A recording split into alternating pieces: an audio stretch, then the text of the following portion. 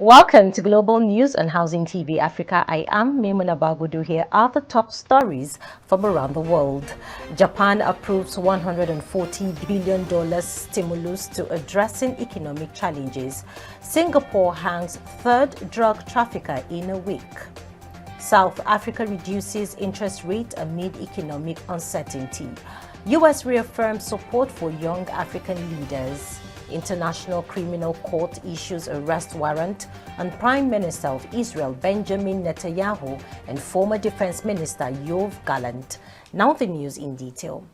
The Japanese government has announced a $140 billion stimulus package aimed at boosting consumer spending and addressing economic challenges following the ruling party's worst election results in 15 years.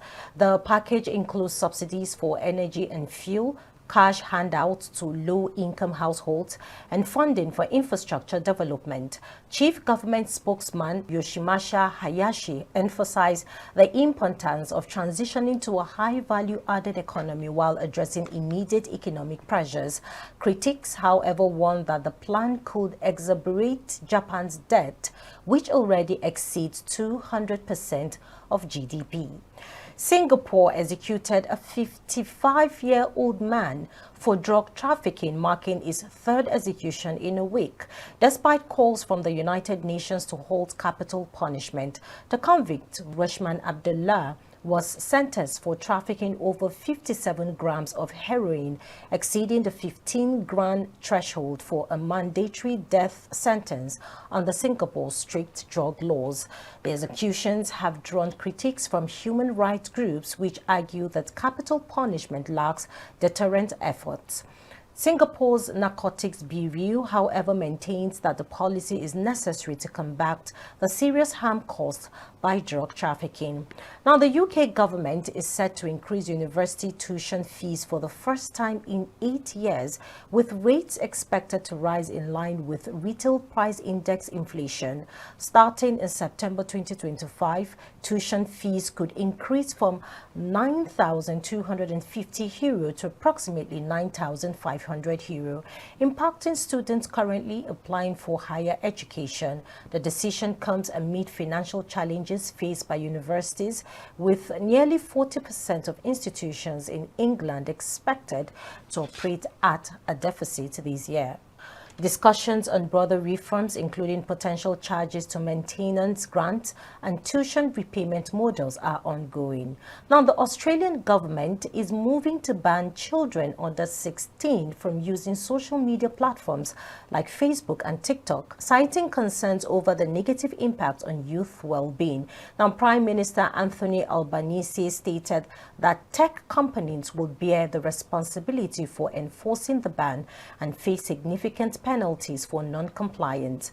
Communications Minister Michelle Rowland emphasized the need for stricter oversight, as many platforms have been criticized for failing to protect users from harmful content.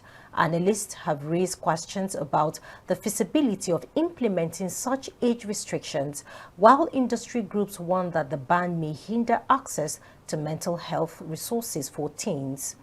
Now, South Africa's Reserve Bank has lowered its benchmark interest rate by 25 basis points to 7.75%, citing subdued inflation, which fell to 2.8% in October. This is the lowest level recorded since the early days of the COVID-19 pandemic. Governor Lesetja Kyagiago noted that while short-term inflation appears controlled, medium-term uncertainties around food, energy and wage costs remain. He highlighted ongoing structural reforms in sectors like electricity and transport, which could support higher economic growth in the coming years despite global economic uncertainties. Let's take a break here. Global News continues shortly. Visit Housing TV Africa on YouTube and click on the subscribe button. Subscribe to Housing TV Africa to stay updated on latest happenings in Nigeria's housing sector. Follow our social media pages, like and share our posts on Facebook, Housing TV Africa, on Twitter, Housing TV Africa, Instagram, Housing TV Africa. Join the conversation and keep up with latest housing updates. Welcome back. Now, Asian markets rebounded at the close of week, tracking Wall Street gains, while Bitcoin edged closer to $100,000 mark. Investors were buoyed by remarks from Federal Reserve officials suggesting interest rate cuts in 2025 and renewed optimism over Nvidia's production plans despite early market jitters. Geopolitical concerns, including rising tensions between Russia and Ukraine, added to the cautious mood. Oil prices climbed as Russian President Vladimir Putin issued warnings and test-fired advanced missiles, escalating the conflict's global implications.